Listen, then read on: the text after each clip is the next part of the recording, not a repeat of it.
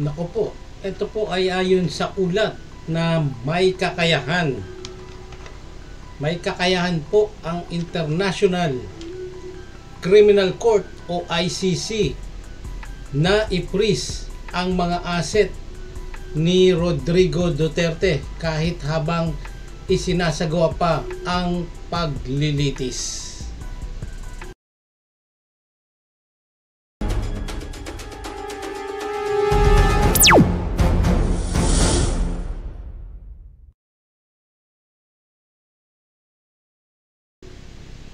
Ito ay upang matiyak na may sapat na pondo para sa posibleng bayad pinsala sa mga biktima ng kanyang kampanya laban sa droga. Magandang gabi po, magandang hapon muli po sa inyong lahat. Welcome po sa YouTube channel na Friendly Talk TV at paki-like, share, subscribe na rin po nang sa ganon tuloy-tuloy po ang ating talakayan sa mga nagaganap dito sa ating bansa. Ito pong balita na to ay ipinapaubaya na mismo ang spokesperson na si Yusek Claire Castro ang nagsabi na pinapaubaya na ng Malacanang ang desisyon na to. Dahil po ito ay sa ilalim ng Article 93.1K ng Rome Statute, ang mga estado na kasapi ng ICC. Matatanda po natin na itong mismong si Rodrigo Duterte ang nagtiwalag sa Pilipinas dito sa ICC mula nang malaman niya na iniimbestigahan na ang kanyang war on drugs. Nagulat siya dahil nagpetisyon na itong mga biktima, yung mga human rights advocate. Ito ay sa pangunguna rin o yung pagdadala ni dating Senator Trillanes at ni Gary Alejano ng mga reklamong to doon po sa ICC. At ngayon pong nandoon na si Duterte sa ICC sa may The Hague, ay may posibilidad na ang hukuman ng ICC ay ipa-freeze ang mga asset ni Duterte. At obligasyon po yun, obligado. O maaring kumpiskahin ang mga ari-arian ng akusado para sa layunin ng posibleng pag-alis ng mga tao. Bagamat umatras ang Pilipinas, yun lang, kasasabi lang po natin, mula sa ICC noong 2019, nanatili pa rin ang jurisdiksyon ng hukuman sa mga krimeng naganap habang miyembro pa po tayo ng ICC. Ito pong ICC na to, tayo po ay nag-member dito sa panahon po ni Pinoy. Si Pinoy po ang petitioner neto, at ito po ay napagdebatihan sa Senado at pabor po ang Senado, kaya po naisakatuparang maging member tayo ng ICC noong 2011. At noong 2019 etong si Duterte ay itiniwalag po tayo dito sa ICC dahil ayaw niya na siya ay iniimbestigahan sa kanyang war on drugs. Ito pong balita na to, makikita nyo yung headline: pag-freeze sa asset ni FPRRD sakaling hilingin ng ICC ipagbaya ng pamahalaan sa AMLAC, AMLC, AMLAC po yan. Okay, ito pong sinabi ni galing po ito sa Malacanang. Ipapaubaya ng Malacanang partikular sa Anti-Money Laundering Council o yung tinatawag nating AMLAC ang hakbang ng gobyerno sakaling humiling o hilingin ng International Criminal Court o ICC ang pag-freeze sa asset ni dating Pangulong Rodrigo Duterte. Ito po ay sa briefing sa Malacanang. Sinabi ni Presidential Communication Office PCO Undersecretary at Palace Press Officer Attorney Claire Castro na walang sinisino ang AMLAC o yung Anti-Money Laundering Council at kanilang ipapabaya dito ang anumang hakbang sa sandaling magkaroon ng freeze question sa asset ni dating Pangulo. Si Duterte po yan. Okay, kung matatandaan po natin, maraming tinatagong yaman itong si Digong. At kung maalala nyo po, bago siya tumakbong presidente o bago maganap yung eleksyon, ay hinahabol na to ni Trillanes etong si Duterte at gustong ni Trillanes na ipasign yung waiver dito kay Duterte, yung bank waiver, para mabuksan yung BPI account niya sa Julio Vargas sa may Ortigas, para malaman kung talagang walang itinatagong tagong yaman itong si Duterte, dahil po si Trillanes ay inaakusahan etong si Digong na sangkot dito po sa malaking drugs cartel at dito po sa BPI account niya sa Julio Vargas. Ito po dito sa Julio Vargas na account ni Duterte, ang meron po siyang joint account dito. Ito po ay si Sara Duterte, yung kanyang anak.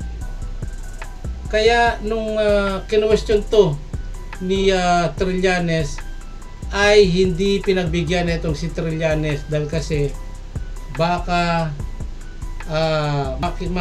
mabungkal o mahalungkat ang kanyang yaman, kung saan nanggagaling yung kanyang mga salapi na pinaghihinalaan sa ngayon ay nasa 2.4 billion na ang halaga. Posible daw na ganun na kalaki ang halaga, dahil dito nagdideposito yung mga drug lords na related po sa tinatawag nilang Chinese Triad sa Davao, kung saan membro din itong si Duterte, si Pulong at si Man Scarpio. Yung po ay delikado dahil posibleng makalkal din to ng AMLAC at hindi nakakailanganin ng waiver gaya ng hinahabol ni Duterte ay ni Trillanes kay Duterte. At mantakin nyo, hindi nyo po napapansin pagka ang pinag-uusapan ay yung mga kayamanan ni Duterte, pag yan ang kina-question ni Trillanes, si Duterte ay nanggagalaiti, galit na galit. Nung nakaraang hearing sa Quadcom, nung kinuwestiyon uli at binalik uli ni Trillanes yung usapan dito sa account niya, dahil ang summary po ng Quadcom hearing po na yon ay tungkol dito sa war on drugs at related po sa yung tinatawag nilang reward system, yung money reward system. Kaya naungkatuli itong hinahabol ni Trillanes dito kay Duterte, yung ipa-open yung bank account ni Duterte sa BPI. Pero ang nakakatakot po dito ay maaaring itong pera o yung laman ng BPI account ay wala na, nalimas na, dahil itong si Duterte, ang pamilya niya ay mga abogado rin, gaya po ni BP Sara Duterte, isang abogado rin, maging yung asawa niya na si Hanilet.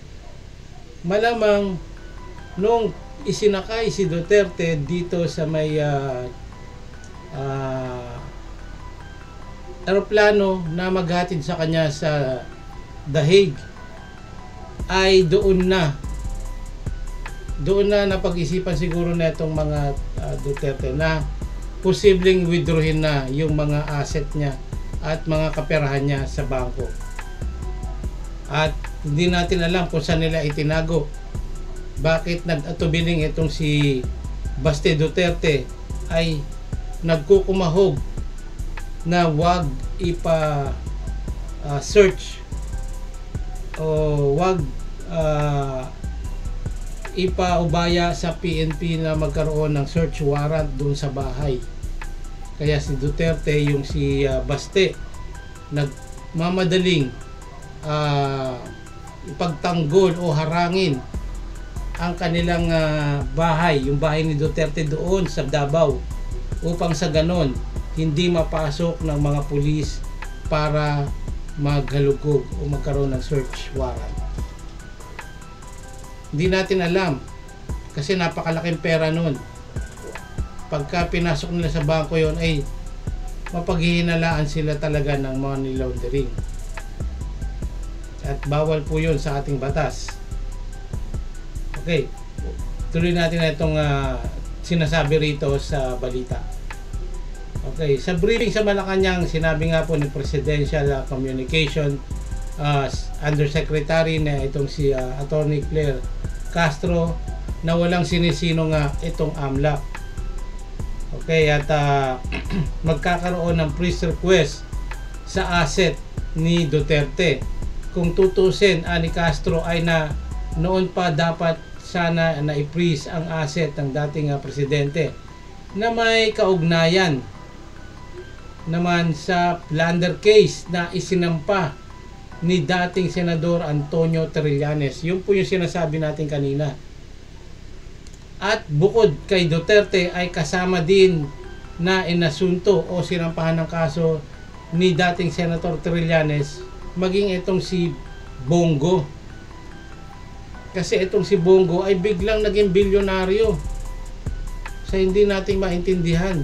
Ilang taon pa lang siya sa pagsisenado o pagsisenador. At alam nating mayaman na siya, ngunit hindi ganon kayaman na sobrang yaman na ng kanyang pamilya sa Davao. Di ba may kaso rin itong sinampa dito si Trillanes kay Bongo? Yun doon naman sa private deal na nakialam siya dito kaya dating Defense Secretary na si Delphine Lorenzana, yung Defense Secretary ni Digong.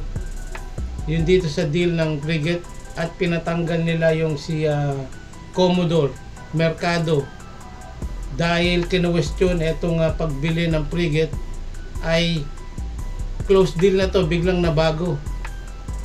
Ang talagang supplier nito ay yung the Netherlands. Ngunit nung pumasok na yung Duterte administration, biglang naging Korean, South Korea na yung naging yung kanilang kadil, which is bawal dahil kasi halos kalahati lang ng presyo substandard nung biniling mga dalawang frigate yung presyo na pinaglaanan nung panahon ng administrasyong Aquino. So ang laki ng pera talagang ninakaw nito ni Duterte at ni Bongo.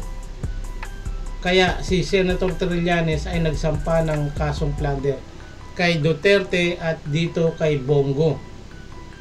Dagdag pa ni Yusek Castro na kung kinakailangang mabigyan din ng danyos ang mga naging biktima ng EJK ay kanilang gagawin bilang bahagi na din ng pagbibigay ng hustisya.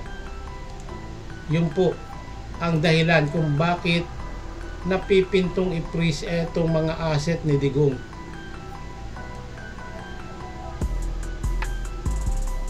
Okay, ayon kay Presidential Communication, ganito rin po yan yung sinasabi ni Yusek Castro na ang kung ano man ang hilingin ng ICC ay hindi hahadlangan netong administrasyong Marcos dahil kasi nakapaloob po ito sa AMLAC.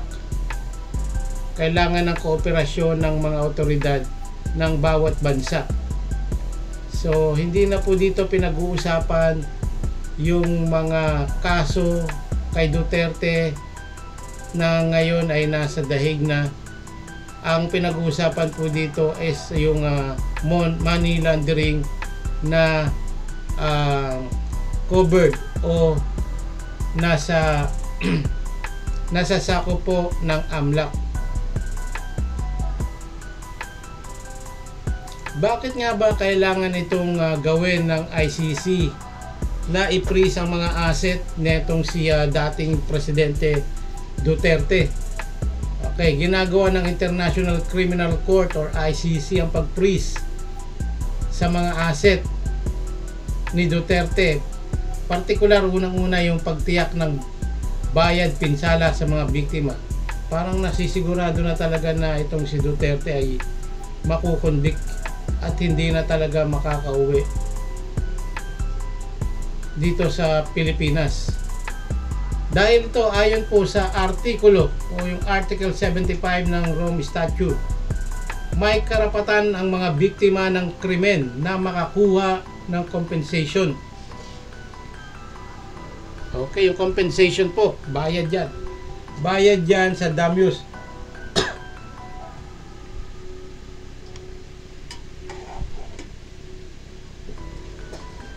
Okay. At rehabilitasyon o iba pang yung anyo ng repatriation mula sa mga nagkasala.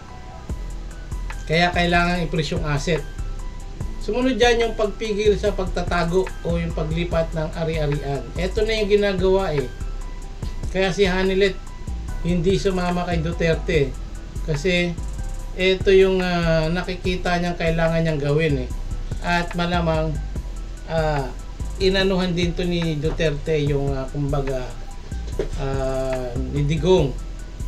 In-advise na wag na sumama para maayos o ayusin yung kanyang mga asset at itago sa kanilang safe house o kung ano man yung pagtataguan nila upang maiwasan ang posibleng pagtatago, paglilipat o pagtatanggal ng mga asset ng akusado habang dinidinig ang kaso sa ICC. Sumunod, pangatlo, yung pagpapatupad ng posibleng hatol ng ICC kapag nahatulan na si Duterte sa isang kaso at na-convict. May kapangyarihan ng ICC na kumpiskahin ang mga asset ng nagkasala para sa pagbayad ng danyos sa mga biktima. Kung sakali namang walang na-freeze na asset, magiging mahirap para sa ICC na ipatupad ang hatol na may kaugnayan sa bayad pinsala. Kaya kailangan ma-freeze yung asset. Pang-apat, yung pagpapakita ng kapangyarihan ng hukuman. Kailangan ipakita ng hukuman ng ICC na may kapangyarihan sila rito. Ang pag-freeze ng asset ay bahagi ng kapangyarihan po yan ng ICC. Tandaan nyo po yan. Baka mamaya na naman magreklamo na naman itong mga DDS at sabing inaapi ang kanilang tatay. Upang ipakita na may kakayahan silang panagutin ang sinumang akusado kahit na siya ay isang pinuno o dating pinuno ng isang bansa. Kaya pinapakita rin nito na seryoso ang ICC sa pag-usig sa mga kasong crimes against humanity at yung mga genocide at yung war on drugs at kung ano-ano pang extra judicial killing na inaakusa dito kay Duterte. At hindi lang basta-basta iilang tao kundi 30,000 mula pa nung siya ay mayor ay nag-uutos na siya magpapatay. Okay. Kaya dito sa kaso ni Duterte, posibleng hilingin ng ICC ang pag-freeze ng kanyang asset dahil sa akusasyon ng crimes against humanity kaugnay ng kampanya nga laban sa droga na nagresulta ng libo-libong pagkamatay ng mga inosente at hindi pa nabibigyan ng pagtanggol o hindi man lamang dumaan sa proseso ng batas o yung tinatawag na due process.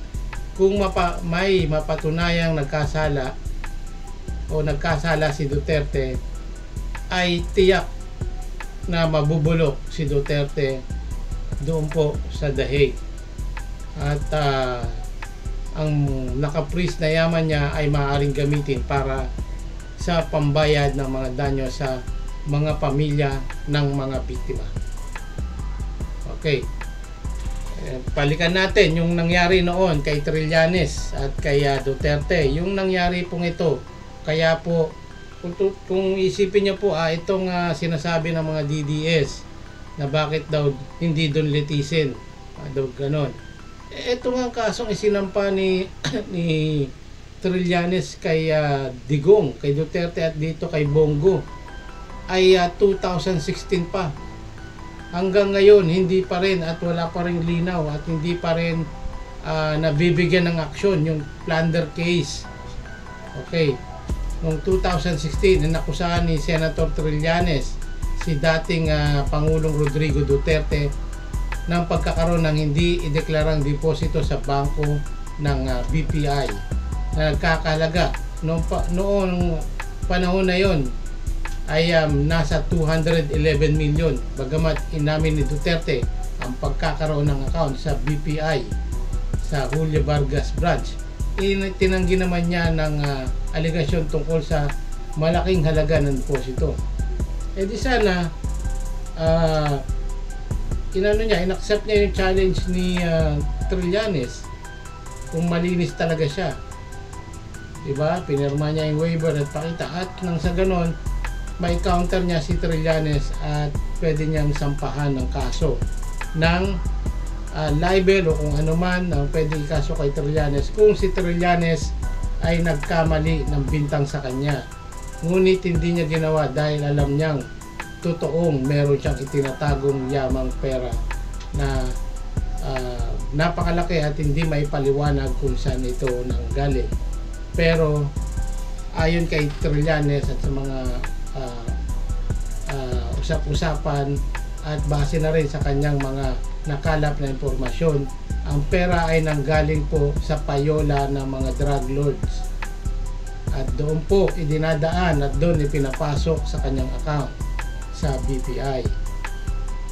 So yun po yung nangyari nun at kaya ngayon ay hinihintay na lang ng gobyerno ang pagsusumite ng ICC sa AMLAC para ipa-freeze ang mga asset netong si Digong Duterte. At yun po ang ating nakikitang mangyayari sa mga susunod dahil ang talagang trial ni Duterte ay nakaset pa sa September 23. Kaya meron pang sapat na panahon para maganda si Duterte at ganoon din ang kabilang panig yung mga nagko-complain naman na mga biktima. Okay, at yun po ang mangyayari. Kaya ipapa-freeze ng ICC sa AMLAC yung mga asset ni Duterte. Sa madaling salita, ang pagbubukas ng BPI dito, pagbubukas ng BPI account ni Duterte na matagal nang kino-question ni Trillanes ay posibleng may legal na basihan at utos mula sa mga kinaukulang otoridad tulad ng ICC at AMLAC kasunod ng tamang legal na proseso. Maaring makalkal na to o mabuksan, kaya lang ang di tayo nakakasigurado kung yung BPI account ay nalimas na ni Sara Duterte o ni Hanilet at na-transfer na sa ibang bako o kaya ay naitago na nila. So yan po ang antabayanan natin. Dito malalaman kung talagang itong mga Duterte ay walang tinatagong baho. Dahil kung matatandaan natin itong mga nakarami, mga naglabasan na naman dito sa impeachment case ni Sara Duterte, na yung mga recipient o yung mga kumuha ng confidential fund ay mga hindi rehistradong pangalan, katulad po nung Dodong Bungal. Meron pang bukod kay Mary Grace Piatos, meron pang Carlos Miguel Uwishi, Divina Nova, at kung ano-ano pa, at Miggy Mango. So kailangan ipaliwanag yon ni Sara Duterte kung paano at saan napunta etong humigit kumulang kalahating bilyon na confidential fund na nakalaan sa DepEd at OBP noong 2023 pa itong confidential fund.